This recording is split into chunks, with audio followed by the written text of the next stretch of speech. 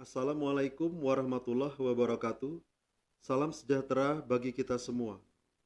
Bapak Ibu ASN, salam kenal dengan kami dari Bagian Kepegawaian dan Hukum Kantor Kementerian Agama Kabupaten Kepahyang, Provinsi Bengkulu dalam channel Klobak, Kontak Layanan Bagian Hukum dan Kepegawaian, di mana channel ini merupakan channel pembelajaran, belajar bersama ASN kapan dan dimanapun berada.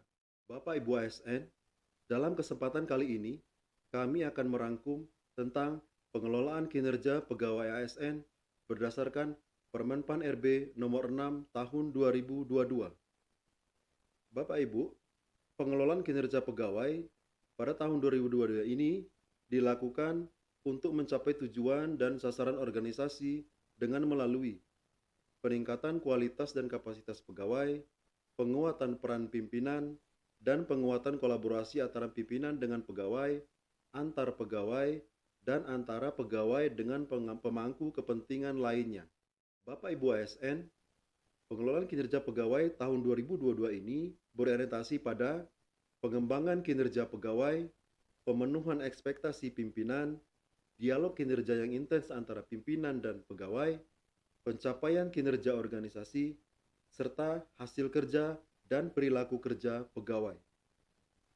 Pengelolaan kinerja tahun 2022 ini berlaku bagi PNS dan P3K.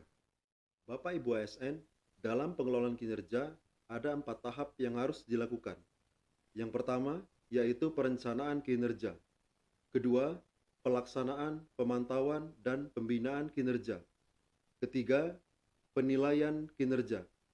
Dan yang keempat atau terakhir adalah tindak lanjut dari hasil evaluasi kinerja. Mari kita kupas satu persatu. Yang pertama, perencanaan kinerja. Perencanaan kinerja terdiri atas penyusunan dan penetapan SKP. Penyusunan sampai dengan penetapan SKP dilakukan melalui sebuah dialog kinerja antara pimpinan dan pegawai atau antara ketua tim dan anggota tim dengan tujuan untuk penetapan dan klarifikasi ekspektasi. Penetapan dan klarifikasi ekspektasi ini mengacu kepada perencanaan strategis, perjanjian kinerja unit kerja, organisasi dan tata kerja, rencana kinerja pimpinan, kompetensi, keahlian dan atau keterampilan pegawai, dan prioritas dalam rangka pencapaian kinerja organisasi atau kinerja unit kerja atau kinerja pimpinan. Sedangkan untuk P3K mengacu pada dokumen perjanjian kerja sesuai peraturan perundang-undangan. Klarifikasi dan ekspektasi merupakan proses untuk menentukan rencana kinerja yang terdiri dari rencana hasil kerja dan perilaku kerja yang diharapkan dari pegawai, sumber daya yang dibutuhkan, skema pertanggungjawaban, dan konsekuensi. Rencana hasil kerja merupakan dampak, manfaat yang diharapkan atau outcome antara dan output atau layanan yang akan dihasilkan oleh pegawai. Penetapan dan klarifikasi ekspektasi dituangkan dalam dokumen SKP dengan pendekatan kualitatif atau kuantitatif. Bapak Ibu ASN, perilaku kerja diwujudkan dalam nilai dasar ASN, yaitu berakhlak, yang terdiri dari berorientasi pelayanan, akuntabel, kompeten, harmonis, loyal, adaptif, dan kolaboratif. Perilaku kerja dapat disertai dengan ekspektasi khusus dari pimpinan atas perilaku kerja pegawai. Sumber daya yang dibutuhkan dapat berupa sumber daya manusia, anggaran, peralatan kerja, pendampingan pimpinan, sarana dan prasarana. Jika tidak tercapai kesepakatan terkait sumber daya, maka pimpinan dapat melakukan penyesuaian ekspektasi. Skema pertanggungjawaban dapat berupa jadwal pelaporan perkembangan kinerja dan bukti kinerja yang diharapkan. Konsekuensi dapat berupa konsekuensi positif dan konsekuensi negatif. Selanjutnya, tahap kedua, yaitu pelaksanaan, pemantauan, dan pembinaan kinerja.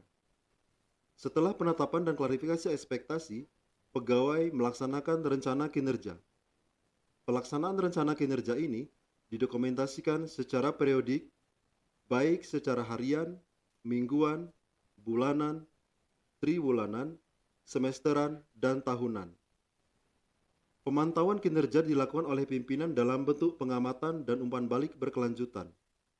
Umpan balik berkelanjutan dapat dilakukan secara langsung maupun tidak langsung dan secara berkala maupun insidentil. Umpan balik secara berkala dapat dilakukan sesuai kesepakatan antara pimpinan dengan pegawai. Sedangkan umpan balik insidentil dapat dilakukan sewaktu-waktu oleh pimpinan. Umpan balik berkelanjutan juga dapat dilakukan oleh rekan kerja setingkat, pegawai di bawahnya, maupun pihak lain yang berhubungan dengan kinerja pegawai. Umpan balik berkelanjutan ini dituangkan dalam rekaman atau dokumen rekaman informasi umpan balik berkelanjutan. Hasil dari umpan balik berkelanjutan maka dapat diketahui apakah pegawai menunjukkan kemajuan kinerja atau tidak menunjukkan kemajuan kinerja. Apabila pegawai menunjukkan kemajuan kinerja, maka pimpinan dapat memberikan apresiasi atau penugasan baru. Jika tidak menunjukkan kemajuan kinerja, maka pimpinan dapat melakukan penyesuaian ekspektasi, melakukan penyesuaian dukungan sumber daya, dan atau mengusulkan pembinaan kinerja yang terdiri dari bimbingan kinerja dan konseling kinerja. Jika semua tindak lanjut ini sudah dilaksanakan tetapi pegawai tetap tidak dapat memenuhi ekspektasi, maka pimpinan dapat mengambil alih rencana hasil kerja pegawai, kemudian membuat catatan yang dapat digunakan sebagai dasar pertimbangan evaluasi kinerja pegawai. Berikutnya, tahap yang ketiga, yaitu penilaian kinerja. Dalam melakukan penilaian kinerja pegawai, PPK melakukan evaluasi kinerja pegawai di mana yang dievaluasi yaitu hasil kerja dan perilaku kerja pegawai. Evaluasi kinerja pegawai dilakukan secara periodik dan tahunan. Dalam melakukan evaluasi kinerja pegawai, ada beberapa tahapan yang harus dilakukan. Yang pertama yaitu menetapkan capaian kinerja organisasi periodik dan tahunan.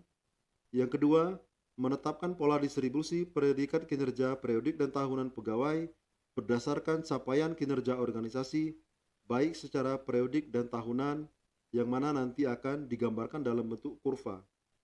Dan yang terakhir, menetapkan predikat kinerja periodik dan tahunan pegawai dengan mempertimbangkan kontribusi kinerja pegawai terhadap kinerja organisasi, nanti akan digambarkan dalam bentuk kuadran. Evaluasi kinerja pegawai dapat dilaksanakan secara bulanan, triwulanan, dan dapat dituangkan dalam dokumen evaluasi kinerja, periodik, dan tahunan, serta dapat diberikan catatan oleh PPK untuk perbaikan pada periode atau pada tahun berikutnya. Tahap yang keempat dari pengelolaan kinerja ini atau tahap yang terakhir yaitu tindak lanjut dari hasil evaluasi kinerja. Tindak lanjut dari hasil evaluasi kinerja dapat berupa pelaporan kinerja pegawai, keberatan, pemeringkatan kinerja, penghargaan, dan sanksi. Pelaporan kinerja pegawai dituangkan dalam dokumen evaluasi kinerja pegawai dan dilampiri dengan SKP dan hasil evaluasi kinerja pegawai.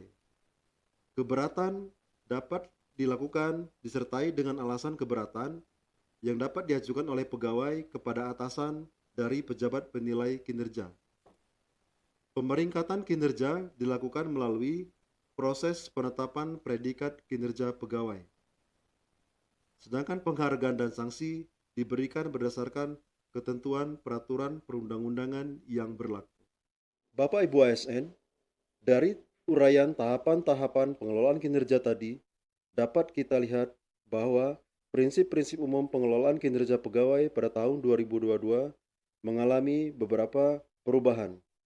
Artinya ini juga terkait perubahan mindset kita terhadap pengelolaan kinerja pegawai itu sendiri, yang diantaranya pengelolaan kinerja pegawai tidak hanya sekadar menilai kinerja pegawai, akan tetapi juga sebagai instrumen untuk mengembangkan kinerja pegawai. Berikutnya, pengelolaan kinerja pegawai tidak hanya sekedar perencanaan di awal dan mengevaluasi di akhir, akan tetapi fokus bagaimana memenuhi ekspektasi pimpinan.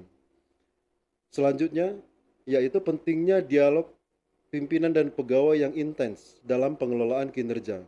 Artinya dialognya dilakukan seintens mungkin untuk mencapai hasil kerja dan perilaku kerja yang diharapkan.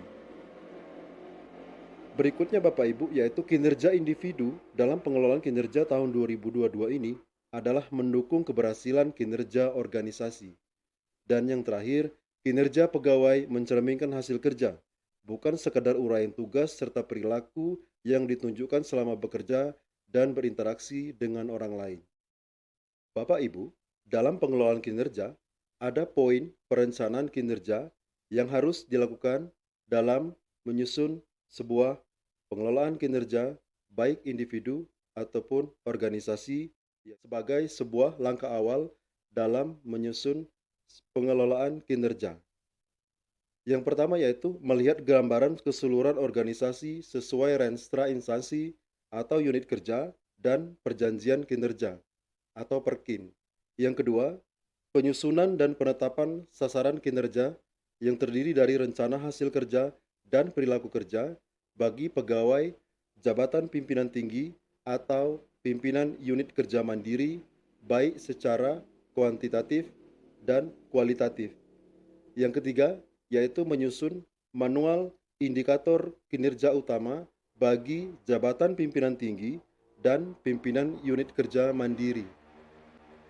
Yang keempat, menyusun strategi pencapaian hasil kerja. Berikutnya yang kelima yaitu membagi peran pegawai berdasarkan strategi pencapaian hasil kerja. Yang keenam, menetapkan jenis rencana hasil kerja, jabatan administrasi, dan jabatan fungsional berdasarkan prioritas.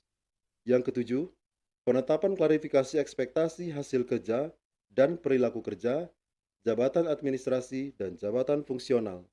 Dan yang terakhir, yaitu menyepakati sumber daya, skema pertanggungjawaban, dan konsekuensi dari pencapaian kinerja. Bapak Ibu ASN, demikian yang dapat kami sampaikan dalam kesempatan ini. Dan apa yang kami sampaikan merupakan referensi bagi pembelajaran kita bersama, di mana yang kami sampaikan belum tentu sebagian dan atau seluruhnya benar karena keterbatasan kami dalam menafsirkan peraturan perundang-undangan yang ada. Jika ada komentar, kritik, dan saran yang proporsional dan membangun, silakan ketik di kolom komentar. Jangan lupa klik tombol like, share, subscribe agar channel pembelajaran ini terus maju dan belajar bersama ASN. Tunggu video kami selanjutnya.